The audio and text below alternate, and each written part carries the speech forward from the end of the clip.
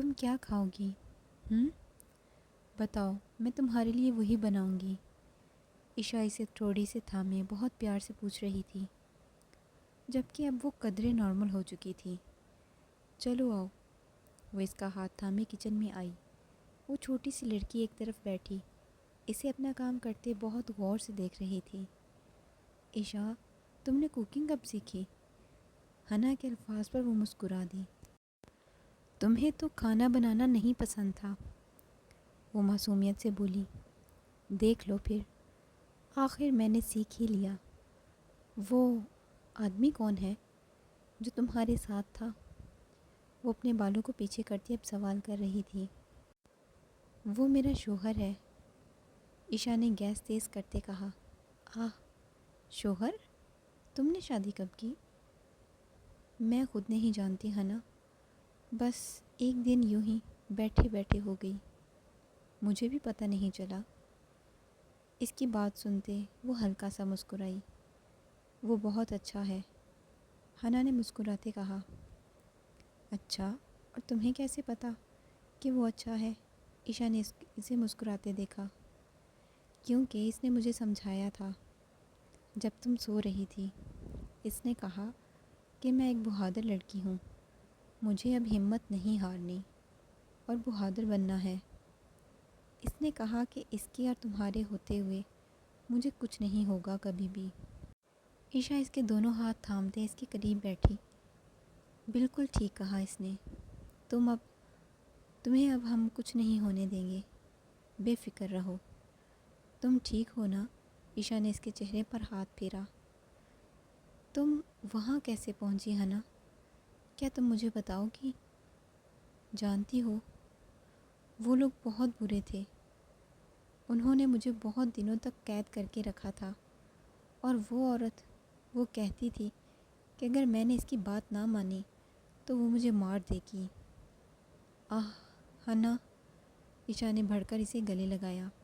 عشاء، مجھے شفا آنٹی کے پاس جانا ہے۔ ہاں میری جان، پہلے تم کچھ کھا لو، فریش ہو جاؤ، پھر ہم چلیں گے، ٹھیک ہے نا؟ وہ اس کی ٹھوڑی کو تھام کر پیار سے کہتی اپنے کام میں مصروف ہوئی، جبکہ اب وہ چھوٹی سی حنا کافی بڑی ہو گئی تھی۔ اب وہ معصوم سی باتیں نہیں بلکہ سنجیدہ اور بڑی بڑی باتیں کرتی تھی۔ آنٹی، آخر آپ اتنا بڑا غلط فیصلہ کیسے کر سکتی ہیں؟ کیا آپ نے ایک دفعہ بھی تفتیش نہیں کی؟ وہ لوگ کون تھے؟ کیا آپ نے یہ جاننے کی کوشش نہیں کی ایک دفعہ بھی؟ وہ شفا آنٹی کے سامنے بیٹھی اسے بے بسی سے دیکھ رہی تھی، جبکہ اس کے برعکس وہ حنا کو سینے سے لگائے اپنی کم عقلی اور بے وقوفی پر خود کو کوس رہی تھی۔ عشاء، میں نے سب پتہ کیا تھا، ان کا سارا ڈیٹا کلیئر تھا، وہ ایک مکمل فیملی تھی۔ میں نہیں جانتی تھی میری بچی، قسم سے کہ وہ لوگ، وہ روتی ہوئی اسے اپنی آغوش میں چھپائے بیٹھی تھی۔ ایسے لوگ اپنی پہچان اس طرح بناتے ہیں کہ دیکھنے والا پہچان نہیں سکتا کہ وہ اصل ہے یا نقل۔ یہ ان کا پیشہ ہے۔ سلطان کے الفاظ پر عشاء سمیت شفا نے اس کی طرف دیکھا۔ وہ معصوم سی لڑکی بہت خاموش اور سہمی ہوئی تھی، بجائے رونے، چیخنے، چلانے، اپنا درد بیان کرنے کے، وہ بہت خاموش تھی، یوں جیسے وہ کسی صدمے میں ہو۔ جو وہ تھی بھی، میں کبھی تمہیں خود سے دور نہیں کروں گی میری بچی، مجھے معاف کر دو۔ میری وجہ سے، میری غلطی کی وجہ سے تمہیں، وہ مسلسل روتی ہوئی اسے ساتھ لگائے بیٹھی تھی۔ عشاء نے اسے کندھے سے تھام کر حوصلہ دیا۔ سب ٹھیک ہو جائے گا آنٹی، آپ فکر نہ کریں۔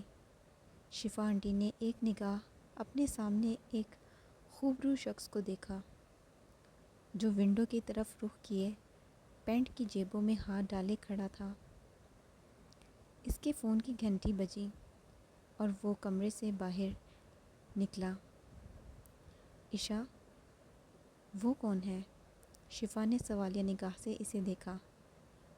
آنٹی، وہ میرے شوہر ہیں۔ شوہر؟ تم نے شادی کب کی؟ وہ اپنے آنسو پونچھتی حیرانی سے اسے دیکھ رہی تھی۔ تھوڑی سی لمبی کہانی ہے آنٹی، کسی دن تفصیل سے بتاؤں گی۔ وہ قریب آتی حنا کے سر پر ہاتھ رکھتی سے محبت سے دیکھ رہی تھی۔ چلیں؟ وہ کمرے میں داخل ہوتا عشا سے مخاطب ہوا۔ تم دونوں کا میں جتنا شکر ادا کروں اتنا کم ہے بیٹا۔ میری بچی کو بچانے کے لیے بہت شکریہ۔ وہ آنسو پونچھتی سلطان کی آنکھوں میں بہت غور سے دیکھ رہی تھی۔ آنٹی، آپ ایسا کیوں کہہ رہی ہیں؟ بس وہ ہم تک سلامت پہنچ گئی، ہمیں اللہ پاک کا شکر کرنا چاہیے۔ وہ آگے بڑھ کر شفا آنٹی کے گلے لگتی، حنا کو پیار کرتی سلطان کے ہمراہ اورفن کیئر سے باہر نکلی تھی، جبکہ شفا آنٹی اس کے شوہر کو بہت متذبذب نگاہوں سے دیکھے کر تھوڑا الجھ رہی تھی۔ ریلیکس، سلطان نے اس کو اپنی جانب گھمایا۔ پریشان مت ہو۔ میں پریشان نہیں ہوں، بس میرے دل کو سکون نہیں مل رہا عبدر۔ بس اس معصوم بچی کی وہ مسکراہٹ جو میں ہمیشہ دیکھنے کی عادی تھی، اب وہ تو کہیں غائب ہی ہو گئی ہے۔ اس کے چہرے کی طرف دیکھا تھا آپ نے؟ بہت سنجیدہ اور بے بس، نہ جانے کیا کیا سہا ہوگا اس معصوم نے۔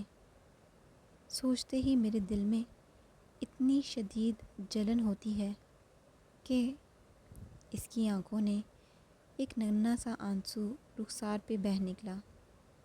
سلطان نے گاڑی روکتے اس کا چہرہ تھام کر اپنے مقابل کیا۔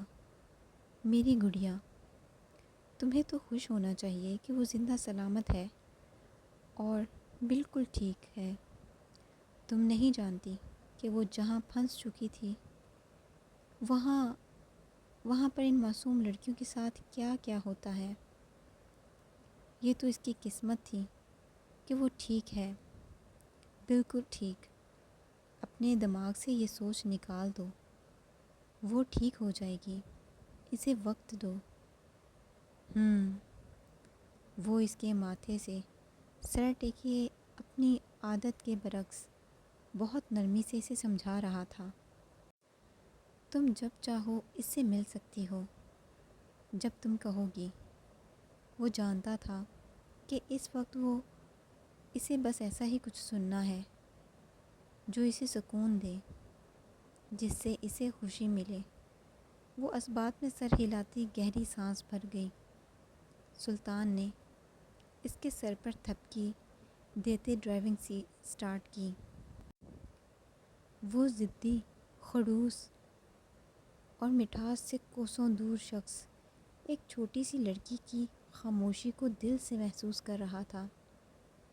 اس کی بے رنگ زندگی میں ایک وہی تو تھی جس کی ڈھیروں باتیں، جس کی مسکراہٹ اور جس کی خوشی اسے سکون اور اطمینان دیتی تھی، مگر اسے چپ دیکھ کر سلطان کو عجیب سی الجھن ہوتی تھی۔ وہ بس اسے خوش اور مسکراتا دیکھنا چاہتا تھا۔ اس پر رونق اور چھوٹی سی خوبصورت فلاور شاپ میں اسے ہمیشہ ہی سکون ملتا تھا۔ میرے خیال سے انہیں وہاں اس طرف لگانا چاہیے، اس طرف دھوپ بھی ہے اور وہاں جگہ بھی کافی ہے۔ وہ کچھ گلاب کے پھولوں کو ہاتھ میں تھامے ایرگل کی طرف دیکھتی اسے مشورہ دے رہی تھی۔ ارے میری بچی، تمہیں جہاں ٹھیک لگے وہاں لگا دو، اور ہاں، اس کے نیچے مٹی سے ایک گول دائرے میں کافی جگہ بنانا تاکہ پانی اچھے سے اندر بھر سکے۔ وہ اسبات میں سر ہلاتی اپنے کام میں مصروف تھیں، جبکہ وہ شاپ کے باہر دیوار سے ٹیک لگائے اسے خوش دیکھ کر سکون محسوس کر رہا تھا۔ وہ اپنے کام میں اتنا کھو گئی تھی کہ سلطان کے 2 دفعہ پکارنے پر بھی اس کی بات کو انسنا کرتی اپنے کام میں مصروف تھی۔ ایرگل اسے دیکھ کر مسکراتی ہوئی قریب گئی۔ تمہارا شوہر تمہیں بلا رہا ہے۔ عشا کب؟ میں نے دھیان نہیں دیا۔ وہ ہاتھ جھاڑتی شاپ سے باہر نکلی جہاں وہ اب نہیں تھا۔ کہاں چلا گیا؟ ابھی تو ادھر ہی تھا۔ وہ واپس شاپ میں آتی ایرگل کے قریب بیٹھی تھی۔ جب تم یہاں آتی ہو تو میرے ساتھ ساتھ یہ پھول بھی خوش ہو جاتے ہیں، کیونکہ ان میں سے اکثر کا میں ٹھیک سے دھیان نہیں رکھ پاتی، مگر تم جب بھی آتی ہو سب کو دیکھتی ہو اور انہیں سیٹ کرتی ہو۔ یہی تو زندگی ہے نا۔ ہاں، ہم ان کا خیال رکھیں تو یہ ہمارا خیال رکھتے ہیں، ہمیں زندہ رکھتے ہیں۔ وہ اپنے بالوں کا جوڑا بناتی بولی، بالکل ٹھیک کہا عشا۔ ایک بات پوچھوں؟ آپ ایک نہیں 1000 باتیں پوچھ سکتی ہیں۔ ایرگل کی مسکراہٹ گہری ہوئی۔ تم خوش ہو نا؟ ایرگل نے اس کے بالوں پر ہاتھ رکھتے محبت سے پوچھا۔ وہ ایک گہری سانس بھرتی اپنی جگہ سے اٹھ کر اس کے مقابل بیٹھی۔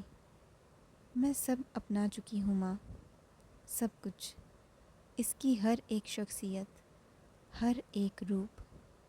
نہیں جانتی کیوں، مگر میں اس سے ناراض یا دور نہیں رہ پاتی۔ کبھی کبھی مجھے اس پر بہت زیادہ غصہ آتا ہے، مگر جانتی ہیں جب وہ پیار سے، محبت سے میری آنکھوں میں دیکھ کر مجھے مناتا ہے اور میرا ہاتھ تھام کر اپنے کندھے پر رکھ کر معذرت کرتا ہے، تو میرے اندر کا سارا غصہ، ساری ناراضگی ایک سیکنڈ میں دھواں ہو جاتی ہے۔ میں ہار جاتی ہوں۔ وہ تلخ بھی ہے، وہ سخت بھی ہے، مگر وہ ایک بہت خوبصورت دل کا مالک ہے۔ وہ جیسا بھی ہے میرا ہے، صرف میرا، اور میں اس کے لیے سب کچھ برداشت کر سکتی ہوں۔ بے بس ہو جاتی ہوں اس کے سامنے۔ جانتی ہیں کیوں؟ کیونکہ اسے ایک نرم لہجے، ایک سنبھال اور سمیٹ لینے والی، محبت سے سمجھنے والی اور سمجھانے والی، اور ایک ایسی بیوی چاہیے جو اسے سمجھ کر تھام لے۔ وہ بس توجہ چاہتا ہے، صرف مجھ سے۔ وہ چاہتا ہے میں اس سے کبھی جدا نہ ہوں۔ وہ چاہتا ہے وہ جب بھی تکلیف اور غصے میں ہو میں اسے سمجھوں اور سنبھال لوں۔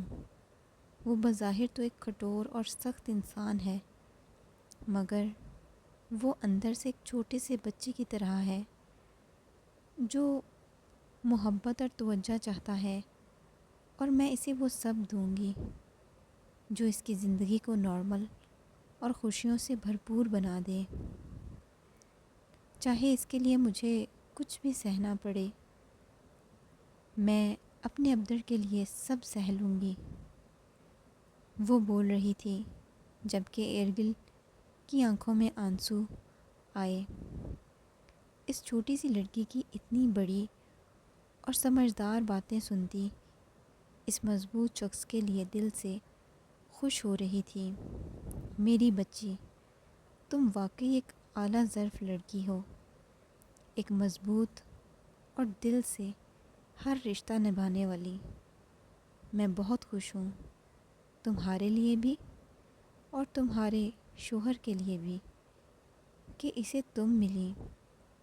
اس نے ضرور اپنی زندگی میں کوئی بہت بڑی نیکی کی ہوگی جس کا بدلہ تم ہو۔ وہ اس کا سر اپنی گود میں رکھے بالوں میں انگلیاں چلاتی خوشی سے بول رہی تھی۔ تمہیں ایک راز کی بات بتاؤں؟ ایرگل نے اس کے ماتھے سے بال ایک طرف کرتے کہا۔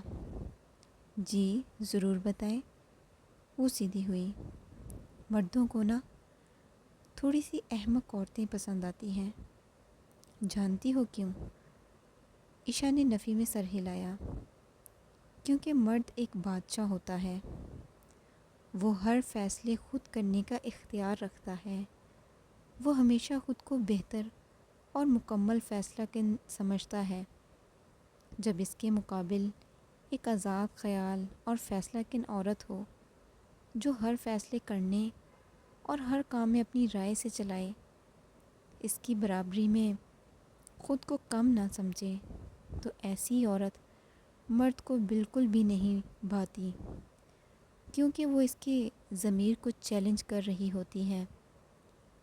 اس کے مقابل ایک تھوڑی سی احمق عورت جو اس سے ڈرے بھی اور شرمائے بھی، جو اس کا ہر فیصلہ پورے دل سے مانے، اور جو اپنی چھوٹی چھوٹی پیاری پیاری باتوں اور حرکتوں سے اس کا دل جیت لے، مرد کو وہ عورت بہت بھاتی ہے۔ وہ اس کے لیے سب لٹا دیتا ہے، یہاں تک کہ اپنی جان بھی۔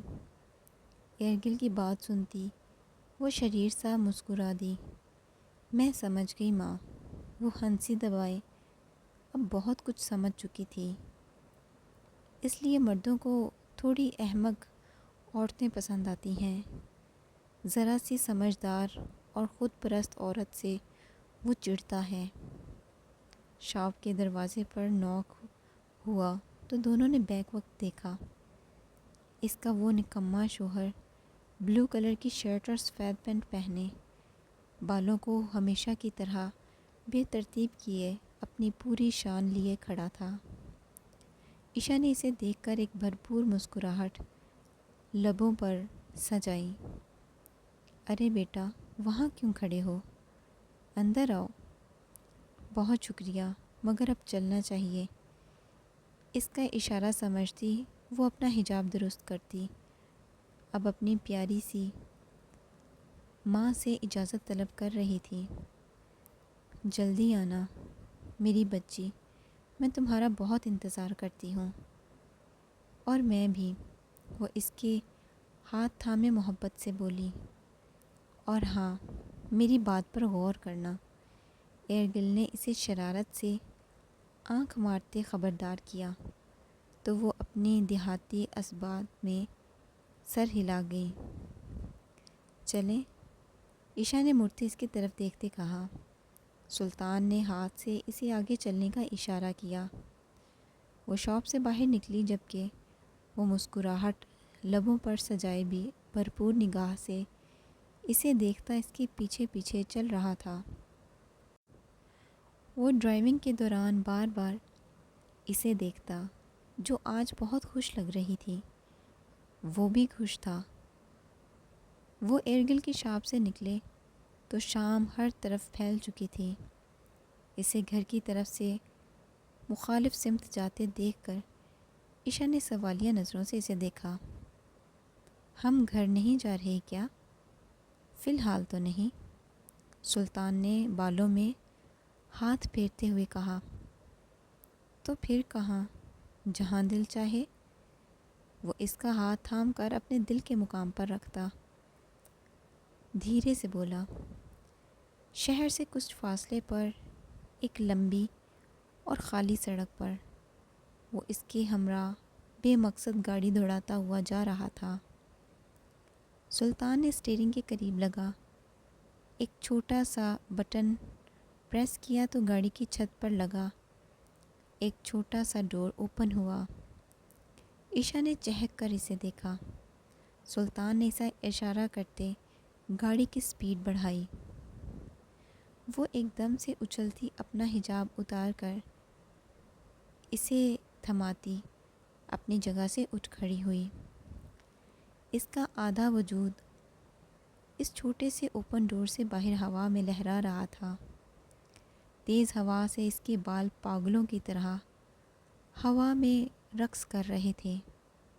وہ اپنی دونوں باہیں پھیلائے خوشی سے سرشار ہوتی وہ خوبصورت پل دل سے محسوس کر رہی تھی۔ سلطان نے گاڑی کی رفتار تھوڑی سی بڑھائی تو اس کے نازک سے وجود کو ایک جھٹکا لگا۔ وہ ایک دم درست ہوئی، آسمان کی طرف چہرہ کیے دل سے مسکرا رہی تھی، جبکہ اسے یوں مسکراتے خوش ہوتے دیکھ کر اس شخص کو ایک اطمینان ہوا تھا۔ یہ بہت اچھا ہے سر ابدر۔ وہ ہنستی ہوئی اسے اپنی نان سٹاپ باتوں کے گھیرے میں لیے ہاتھوں کے سٹائل بدلتی اپنی خوشی کا اظہار کر رہی تھی۔ سچ میں بہت اچھا لگا۔ کاش مجھے بھی ڈرائیونگ آتی، وہ دھیرے سے بولی۔ اچھا تو پھر میں ڈرائیو کرتی اور آپ ویسے ہی ہوا میں لہراتے جیسے ابھی میں تھی۔ سچ میں بہت مزے کا احساس تھا۔ سلطان کی مسکراہٹ گہری ہوئی۔ اب مجھے بھی ڈرائیونگ سکھائیں گے نا؟ پلیز، ضرور، کیوں نہیں؟ سچ میں؟ سلطان نے اس بات میں سر ہلایا تو وہ خوشی سے چہک اٹھی۔ وہ اسے مسلسل دیکھ رہا تھا۔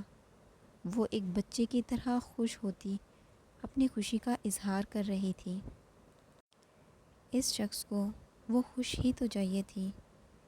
نہ جانے کتنی ہی دیر وہ بنا مقصد کے سڑکوں پر گاڑی دوڑاتا اس کی خوشی کو انجوائے کرتا رہا، مگر ہمیشہ کی طرح اس کی وہ چھوٹی سی بیوی آخر تھک کر سو چکی تھی۔ گاڑی پارک کرتے وہ جھک کر اسے گہری نگاہوں سے دیکھ رہا تھا، جو کہ اس کی گود میں سر رکھے آرام سے سو رہی تھی۔ سلطان نے اسے درست کرتے باہوں میں بھرا تو وہ ہنوز رہی۔ اب وہ اتنا تو جان گیا تھا کہ یہ لڑکی ہوتی ہے تو پھر دنیا فراموش کر کے سو جاتی ہے۔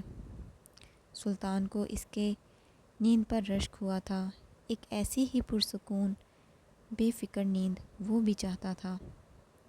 وہ بلڈنگ میں داخل ہوا تو اس سے کچھ فاصلے پر کھڑے ایک نقاب پوش نے انہیں ایک گہری اور نفرت بھری نگاہ سے دیکھا، مگر سلطان اس کی یہ نفرت بھری نگاہیں بھی جلد ہی نکالنے والا تھا۔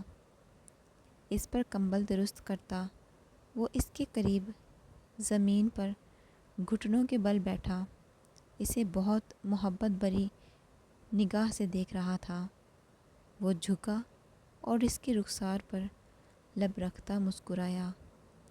رخسار سے پیشانی تک کا سفر اس نے بہت دھیرے اور نامعلوم طریقے سے کیا تھا، مگر اس مضبوط شخص کے ان چھوٹے چھوٹے لمس پر وہ کس مسائی تھی